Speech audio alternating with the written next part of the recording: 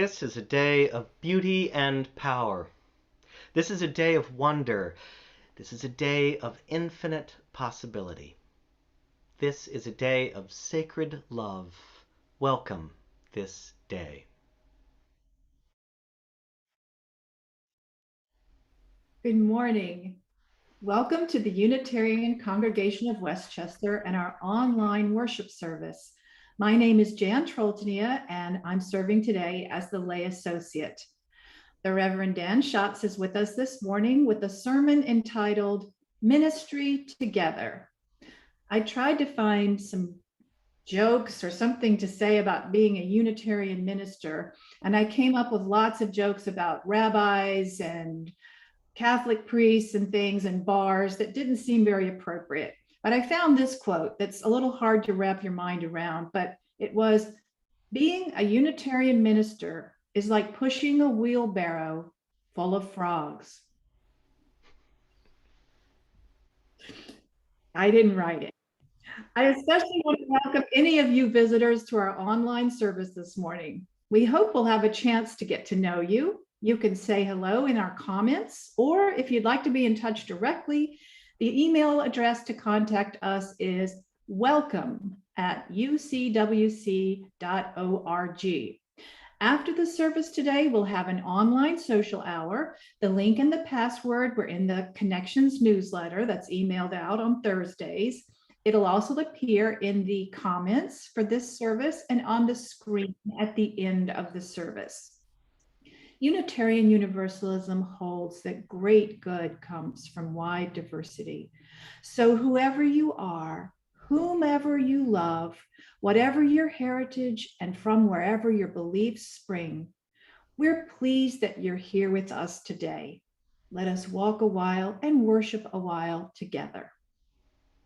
As a reminder about our goings on in the community of UCWC, please check that online newsletter, Connections, as well as the calendar that you can find at ucwc.org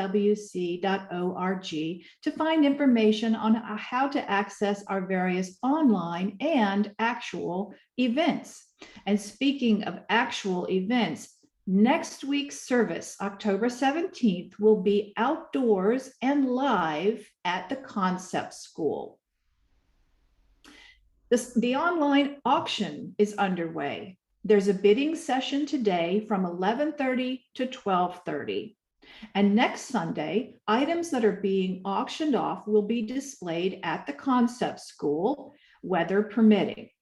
If the service is moved to online because of the weather, the viewing will be in the UCWC sanctuary from 11:30 to 12:30 p.m. That's again next Sunday, October 17th. For lots more information on the auction, see Connections and the Fellowtarian, our emailed newsletter. Our chalice lighting words today are from the writer Louisa May Alcott. I'm not afraid of storms, for I'm learning how to sail my ship.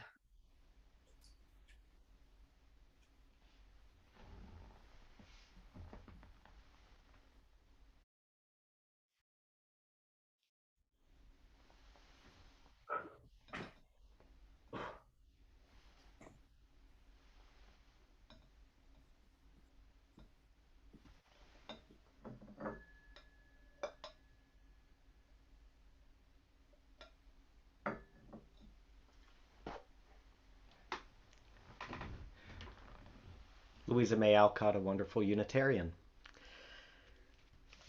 Our opening hymn is one that has been very special to me over the years of ministry, partially because it was sung at the memorial service of my stepmother, who was also a Unitarian Universalist minister, but also because it speaks so much to what ministry is and what ministry is about.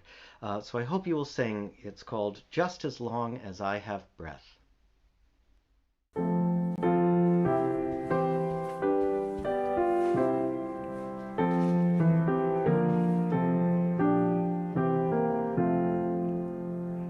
Just as long as I have breath,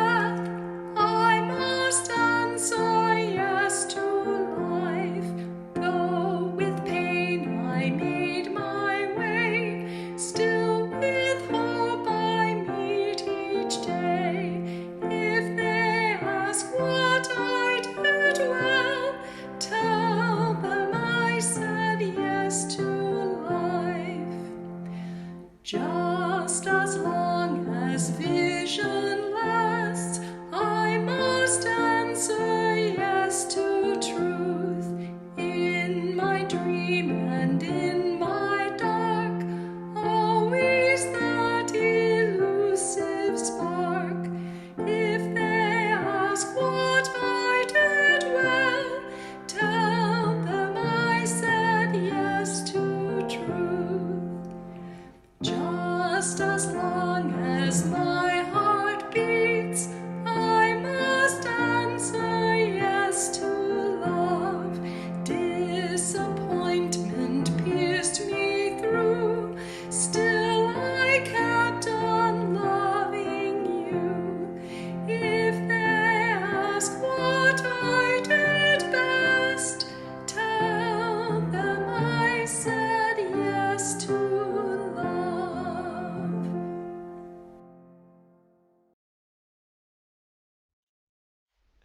Please join in the words of our unison affirmation.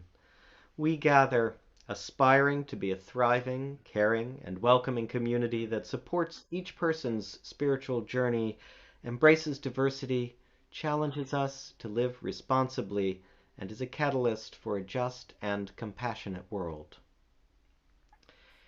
And now Cassie is here with a historic time for all ages. Hello, everyone, and welcome. Now is the time in our service when we invite our children and youth to join those who have gathered here together for a very special time for all ages message. Today's service is celebrating Reverend Dan's 20th ordination anniversary. Congratulations, Reverend Dan. And we are very thankful again today that we have him walking beside us in ministry here at UCWC. What does it mean to walk together in ministry? What do we share with one another? How are we all called to be within community? Well, today, I have a story from our Universalist history to help us explore these questions. This is a story about Hosea Ballou. Over 200 years ago, in a small house on the edge of a forest in New Hampshire, there lived a little boy named Hosea Ballou. Hosea, like other children, liked to learn and try new things. He was always asking questions about what and why and how. And Hosea, like other children, loved to play, especially outside. Everything from hide and seek to tag and jumping in the creek or leaf piles or even snowdrifts. But his favorite was in springtime when he could jump in the mud. Hosea loved mud, soft and squishy, thick and sticky. Now, you can imagine that not everybody in his family liked mud quite as much as Hosea did. His older sisters were in charge of laundry and baths, and every day they had to clean mud off of everyone's clothes after Hosea splashed them. And they had to scrub down Hosea, who didn't much care for baths himself. But his sisters loved him, so they took care of him anyway. One day, when Hosea's sisters were especially frustrated, they went to their father and said, "Father, please tell Hosea to stop playing in the mud." So his father came to him and said, "Hosea, you shouldn't play in the mud anymore." So Hosea asked his favorite question. "Why?" "Because," said his father, a preacher in the Baptist church, "just as we try to live a good life, to be kind to other people and follow God's plan, we also try to stay clean." So Hosea tried for his father, but it wasn't easy. He stopped playing in the mud, but he still had to walk through it to do his farm chores. And sometimes he would stomp a little on his way. So his sisters still had to clean up a very muddy Hosea. So they went to their father again, and Hosea's father came to him even more sternly, saying, "Hosea, you must not play in the mud." Hosea nodded, but was very sad because he was trying so hard. Are you angry with me, Father? He asked. I'm a little disappointed, and I'm a little angry with you, his father replied. Hosea hung his head and kicked the dirt and asked, Do you still love me? Hosea's father bent down to him and put a hand on his shoulder. Hosea, he said, and he didn't sound stern anymore. I will always love you, no matter what you do. Hosea looked up and asked, Even if I get muddy again? Yes.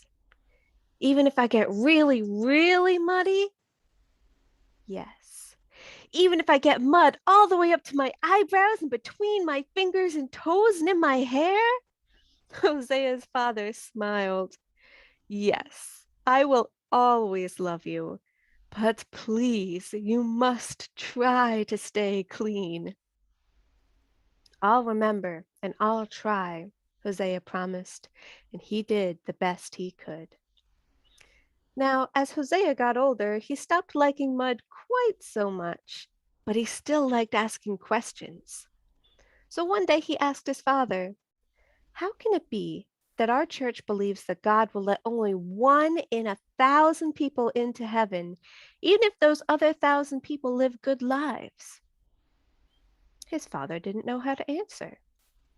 So Hosea asked, If I had the power to create a living creature, but I knew that that creature would live a miserable life and suffer and die and go to hell and be miserable forever, if I knew all of that, but I still created it anyway, would that be a good or a bad thing?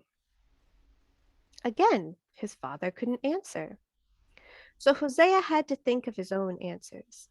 He read the Bible, he went to Universalist churches, he asked questions. And at the age of 19, Hosea decided to believe in universal salvation. This was the idea that everyone, everywhere, in all the universe will be given salvation. They will be saved from hell, and Hosea believed that God would let everyone into heaven, good and bad. How can you believe that? Hosea's father asked him. And Hosea had a very simple answer for him. Because, Father, I remember what you told me when I was small. I believe that even if God is disappointed in his children or a little angry, he will always love them and want them to be happy no matter what they do or how muddy they get. This year is a hard one as we work our way gradually out of this pandemic.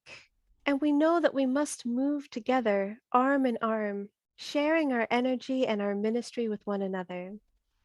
So as we go forward, let's remember our universalist heritage and offer our love and support to one another, no matter how muddy we get.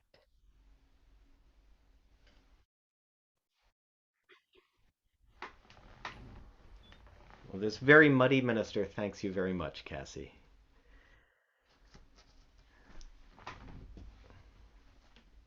We have been so blessed in this congregation over the course of this time that we've been online and outside and all of the weirdness that has been going on by how much people have given.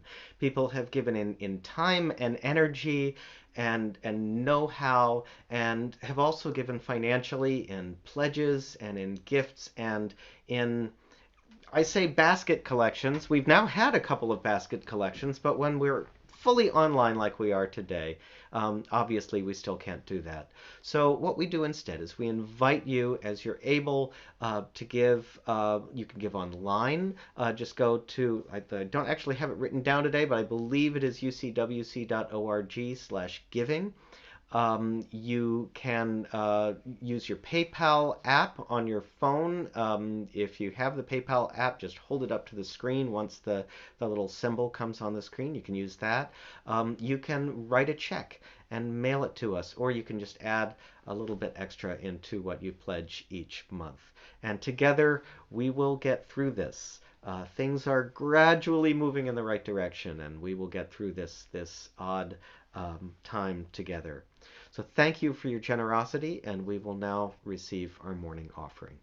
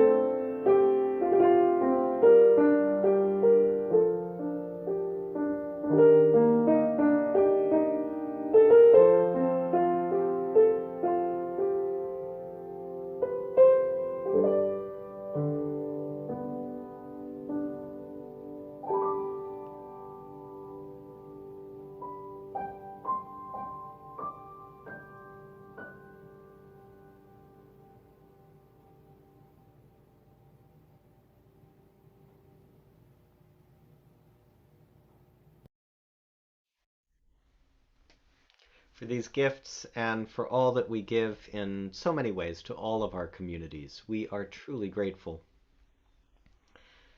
Our first reading today is from the Hindu scriptures, from the Chandogya Upanishad. There is a light that shines beyond all things on earth, beyond us all, beyond the heavens, beyond the highest, the very highest heavens.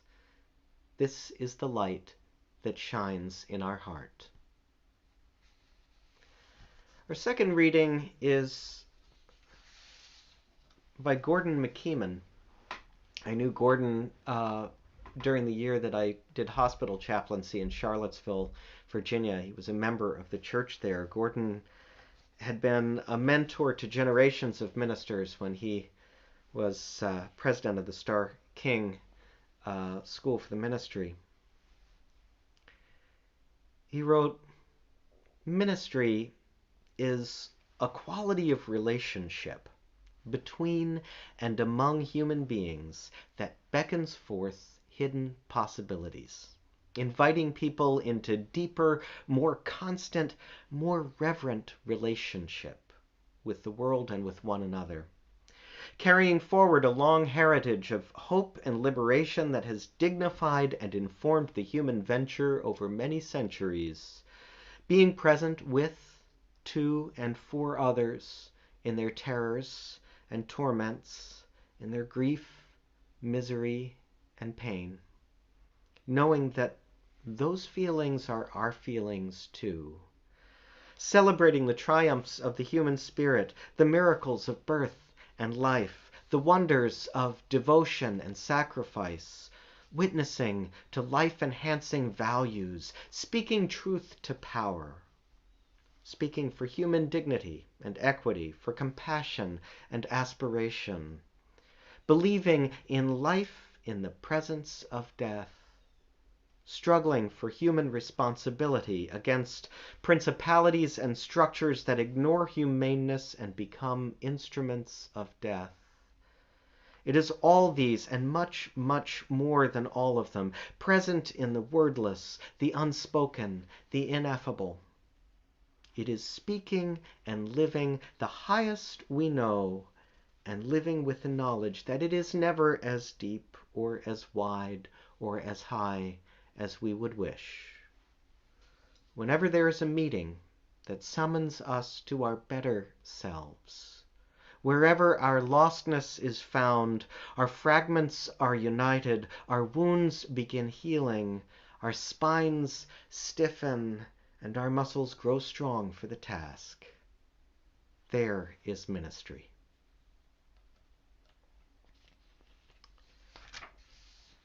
And my third reading today is from the poet Mary Oliver. It's called The Waterfall. You are young, so you know everything. You leap into the boat and begin rowing. But listen to me.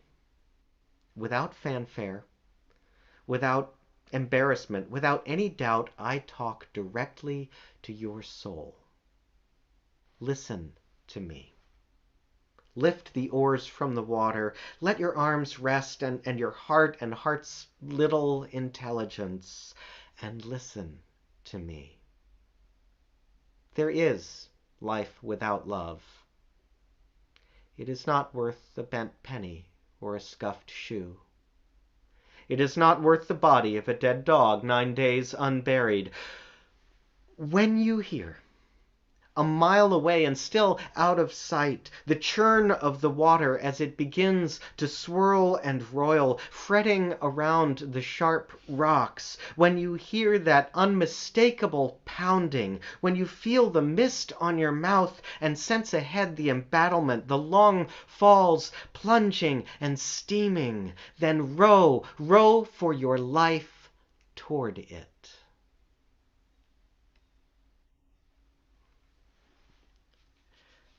I invite you to sing, Though I May Speak with Bravest Fire.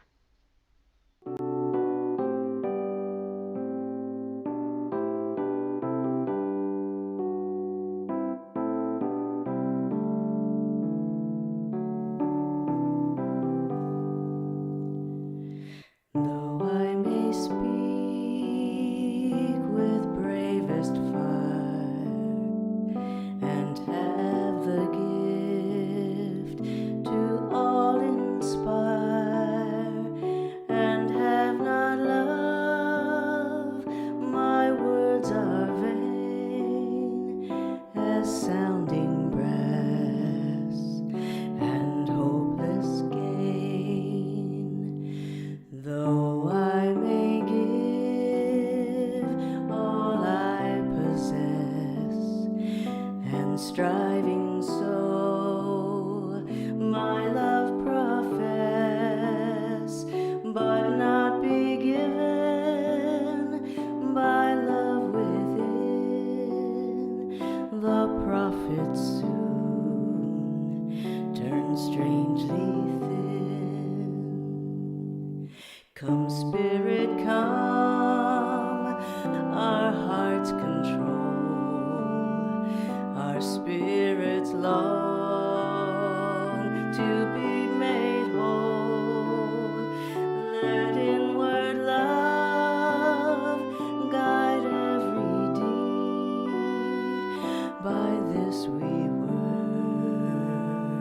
ship and are freed.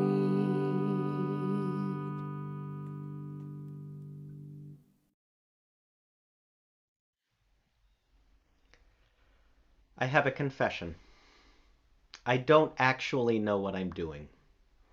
I mean, sometimes I think I do, often I actually do, and I find there are times when I do more than I imagined. But the truth is that the most important ministry I've been involved with over the years has been way over my head. I read that paragraph to my family when I was starting to write this sermon, and my 14-year-old son didn't miss a beat. "You think they haven't figured that out?" he said.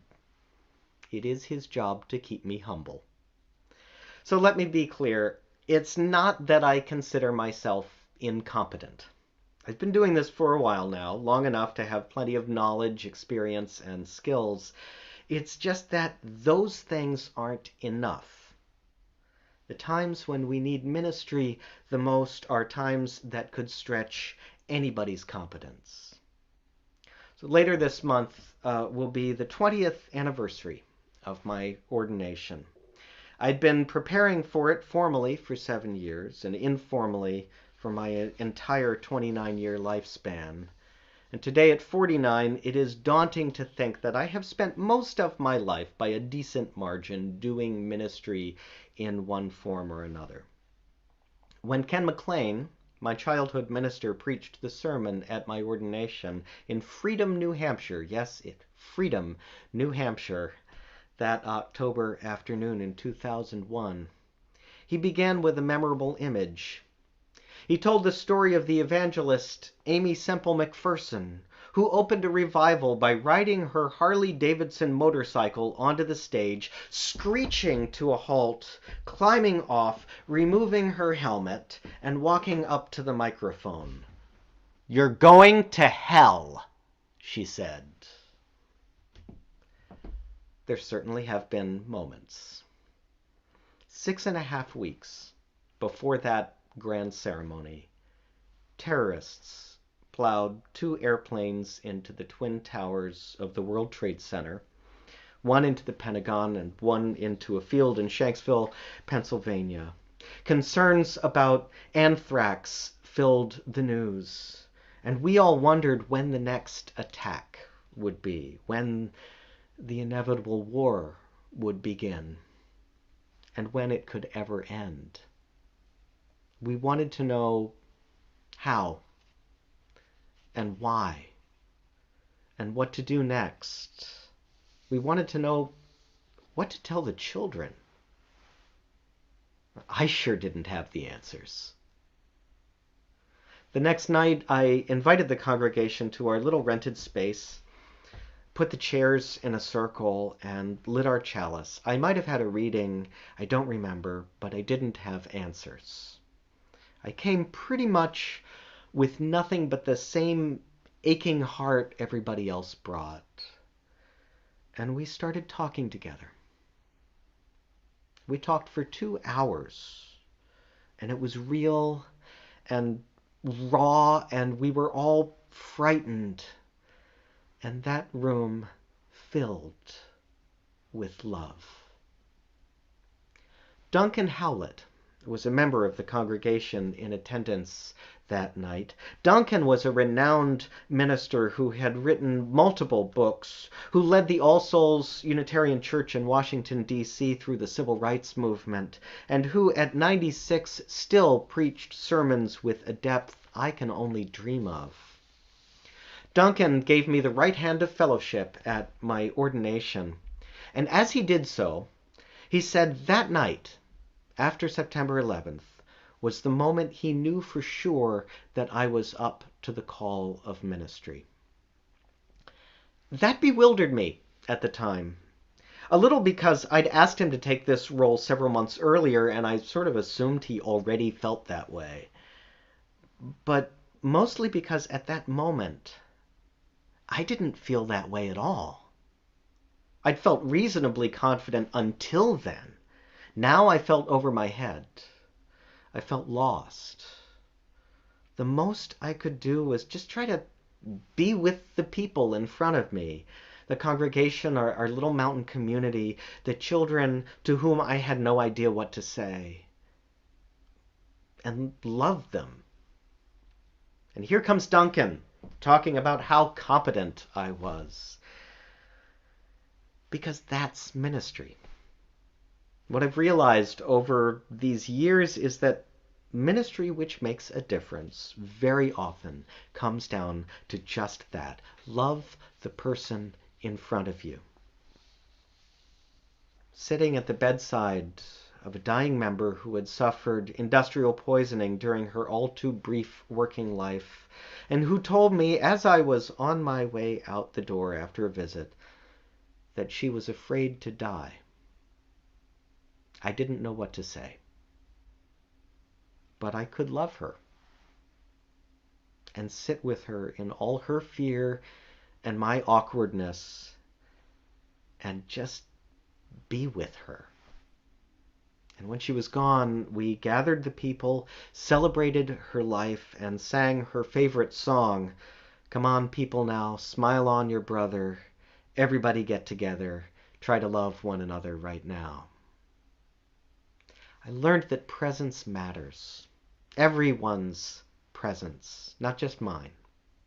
It meant the world to her family that the people in the congregation showed up for her memorial. That always means the world. It's one of the most important things a congregation can do. Presence matters. Love matters. Standing in the detritus of a Sunday school classroom that had just sustained 2 feet of water when the creek beside our building overflowed, I didn't have answers. We got the board together. We reached out for help, including from our local neighboring congregations, including this one, and we started rebuilding. We even managed to joke a little among the staff. How long, we asked, would it be before we could sing "There's a River Flowin' in My Soul" again? Not to mention "Shall We Gather at the River?" or even "Make Channels for the Streams of Love." We had a million of them. The next Sunday, when I asked the kids to take up the special collection to rebuild their classrooms, I may not have all the answers, but I'm never above a little cheap manipulation. I neglected to give them any instructions on how to do a collection. I'm not even sure I know. I mean, I'm always up front. It's not really my department. So it was a bit like the Keystone Cops, with kids running back and forth everywhere, and one 4-year-old just left standing there, holding an empty basket, not knowing quite what to do. And then the music stopped, and the child went up to one man who had already given and just stared at him with big, sad eyes.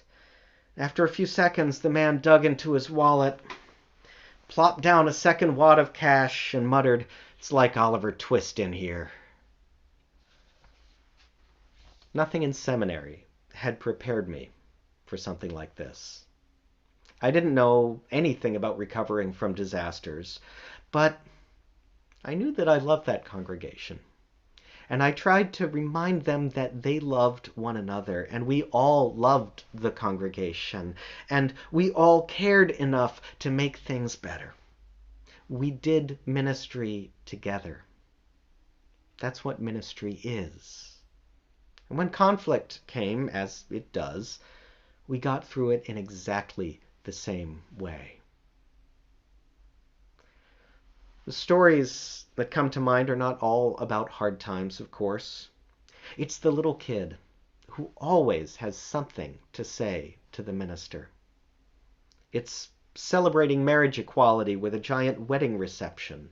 It's laughing and reflecting in classes and in small group ministries. It's reaching out to the communities that feel vulnerable and building networks of support. It's the way our congregation responded to a small group of us. It's a way that our congregation responded to the Brett Kavanaugh hearings. A small group of us standing in the pouring rain on our congregation's front steps, holding signs in support of sexual assault survivors. I think maybe there were a dozen of us there at most. I mean, it really was pouring, and it was a last-minute impromptu vigil. But 3 TV networks showed up to cover the 10 or 12 of us there. It was a little embarrassing. But our small message of support must have reached hundreds of thousands that night, and I can only imagine how many survivors were met with our congregation's love and presence. We believe you. We are with you, we told them. Sometimes we don't even know the difference we make. During the Ferguson protests, we put up a very small Black Lives Matter sign on our wayside pulpit at the congregation I was serving at the time. And a stranger wrote to me complaining. I wrote back as thoughtfully and as patiently as I could. And after sharing the letter with a few colleagues, I put it up on my blog. And from there it got picked up and published in a few other places. And that next Christmas, a young black high school student who had grown up in the congregation but had drifted away came up to me and said she had been making Black Lives Matter t-shirts for her schoolmates, and the principal told her she should change them to All Lives Matter. And when she told her teacher, the teacher gave her an article to read. Well, she made it all the way to the bottom before she saw the picture of our sign. And she said, "Wait a minute. That's my church. They do care about me." I didn't know that would happen. I knew that everyone needed love.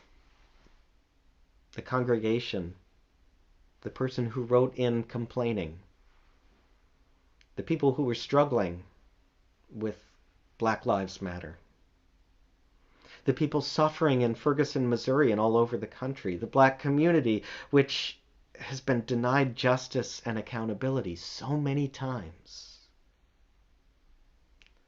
But by far, the toughest ministry I've ever faced is this pandemic. I say I didn't know what I was doing through all kinds of things, but at least I had a general framework. I had a general way of dealing with things. Be with people. If something happens, get folks together, talk about it, build community. And it felt like COVID took all of that away. We couldn't be together. I couldn't be with people, and I'm sorry, but Zoom just isn't the same. I couldn't have a quiet, informal chat with anyone. We couldn't build love through community, or so I thought. And that's what I do. It's all I know that counts. All the tools of ministry I had learned and developed over all these years meant nothing, or so I thought. And then came that first online service in March of 2020. And I could feel and I could sense the love coming through the ether, coming through the internet, coming out from everyone's home. I think a lot of us felt it from and with each other. It was one of the most powerful spiritual experiences I've ever had, and it was nothing more than love and presence. Your love and presence. You carried me that day, and we have ministered with each other every day since. That's what ministry is. I want to be clear. I believe in professional ministry. I believe in educated ministry, accountable ministry. I'm not devaluing any of that.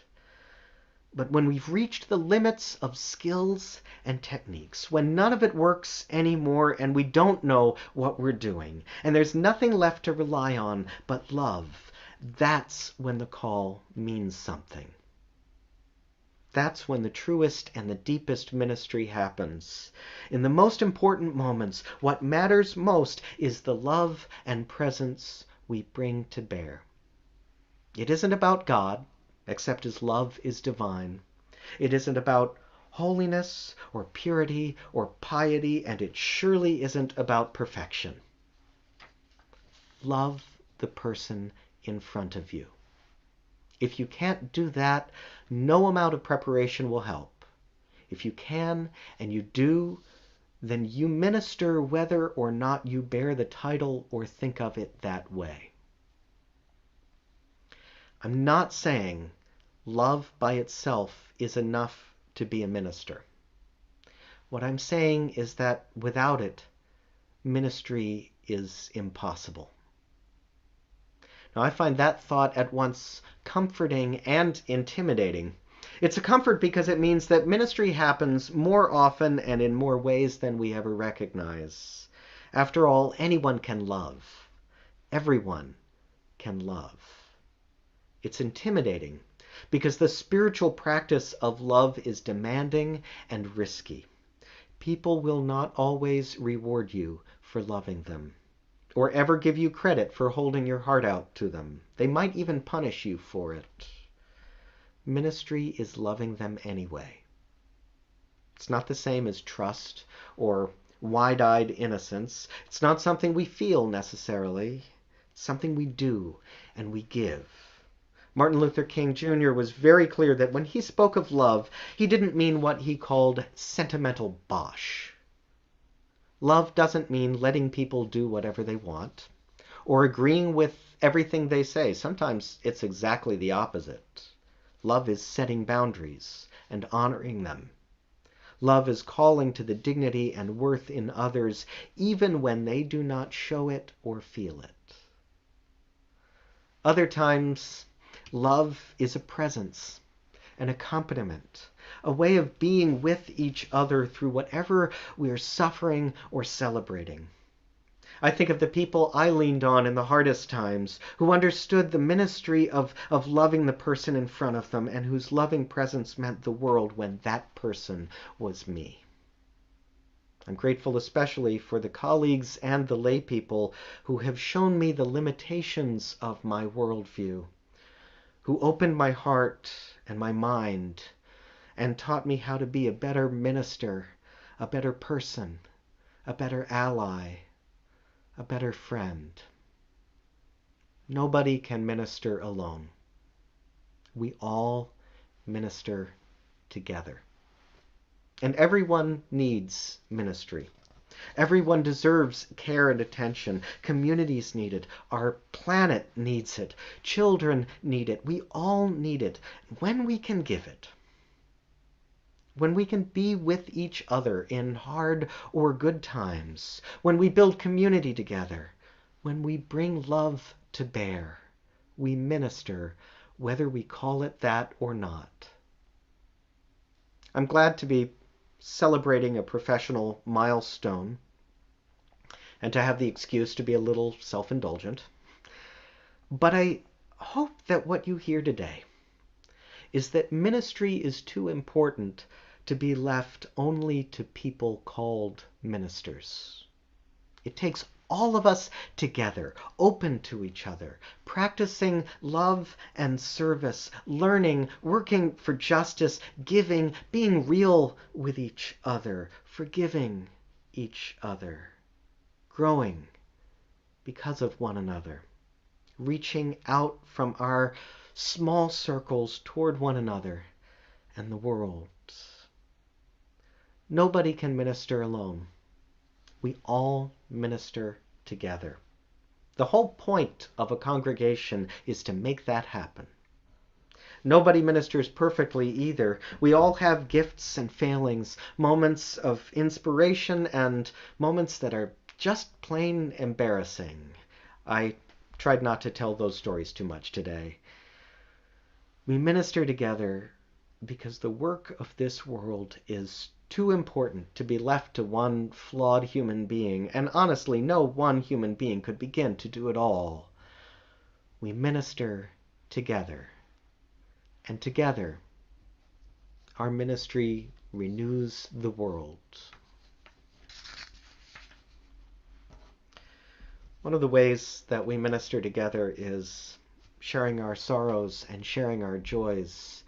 And we have a number of cards of sharing this week. As we move into that time in our service, I invite you to sing There Is a Love Holding Me.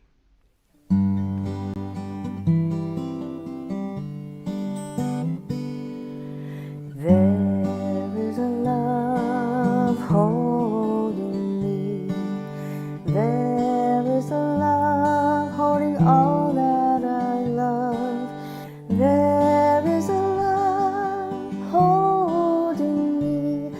I rest in this love.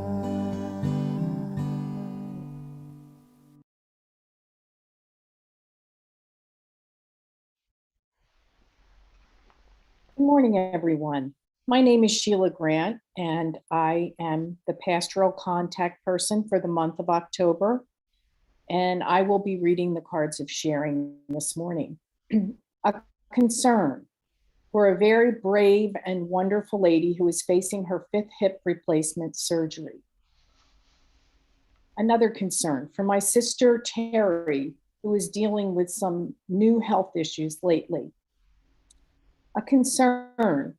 Please keep our brother in your thoughts this week as he receives a heart valve replacement. His prognosis is good, but this is a difficult and lonely time to be in the hospital. A sorrow.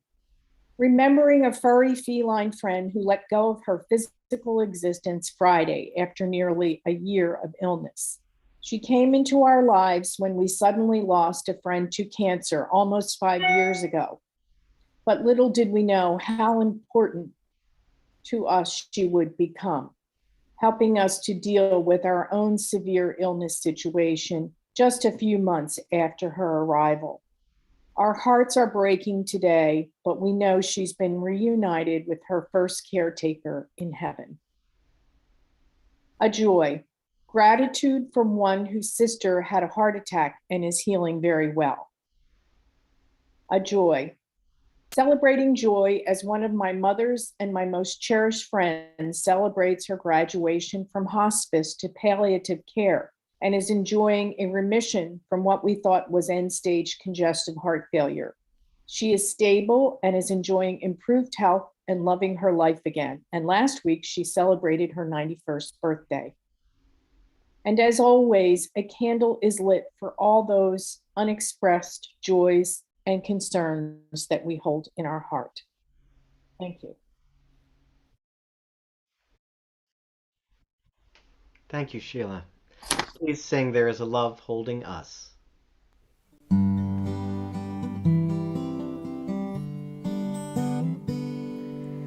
There is a love holding us.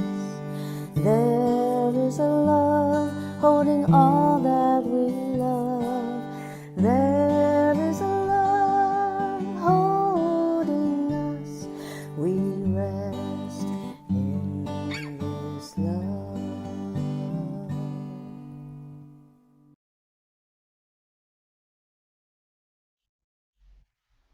I invite you into the sacred space which is known by many names, beginning with a few moments in the community of quietness.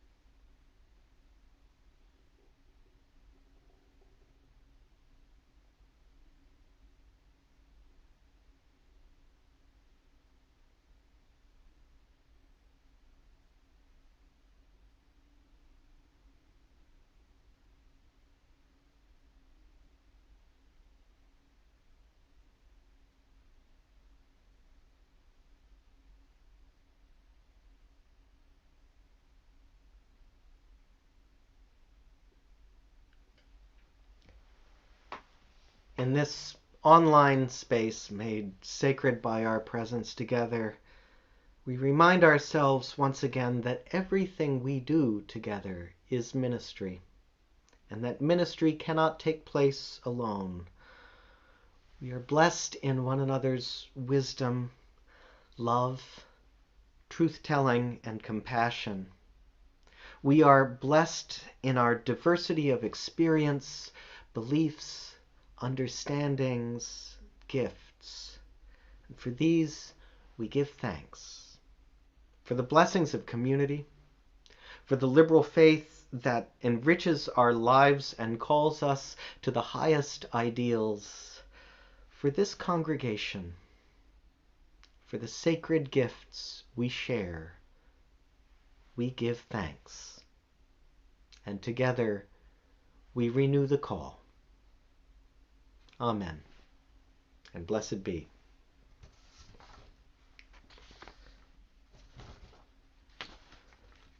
Well, we're doing something a little different with our closing song today.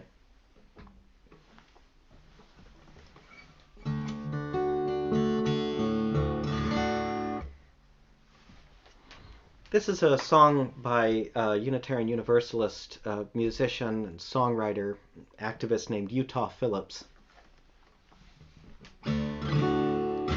Sometimes went by Utah Phillips. And in fact, for 40 years, he was active in his various Unitarian Universalist congregations.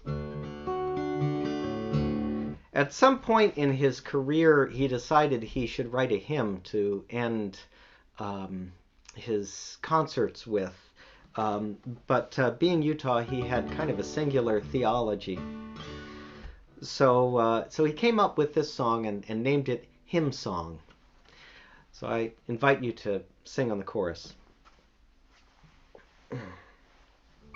Get myself organized here.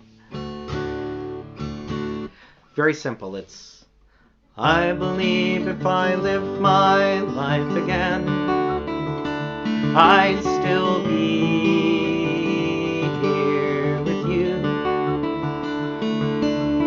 I believe if I lived my life again, I'd still be here with you.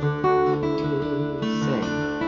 I believe if I lived my life again, I'd still be here with you. I believe if I lived my life again, I'd still be here with you.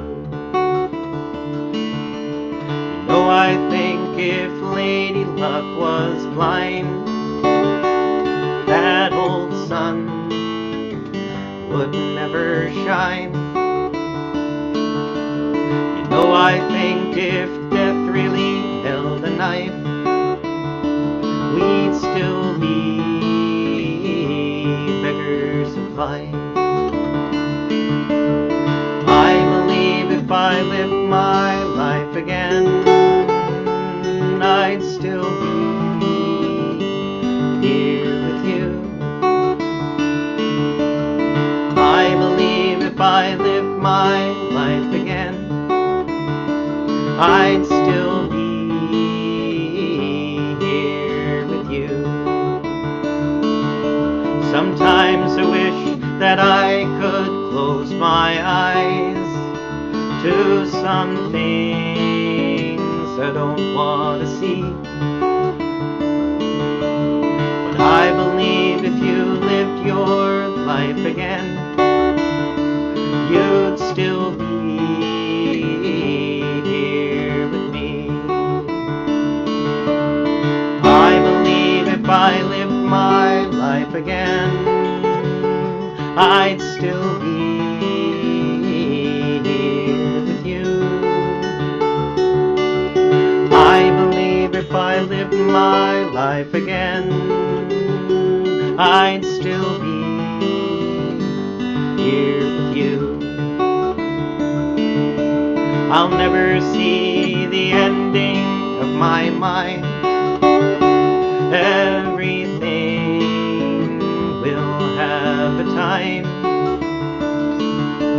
Why should I ask for things that I don't need, or pretty lies to hide my greed?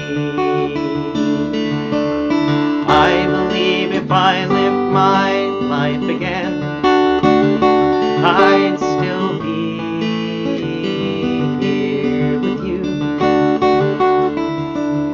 I believe if I lived my life again, I'd still be here with you.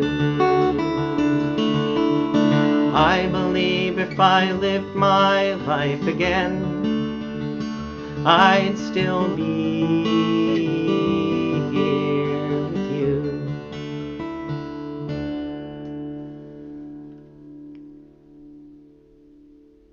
I believe if I lived my life again, I'd still be here with you, and to you I am grateful. Go in peace.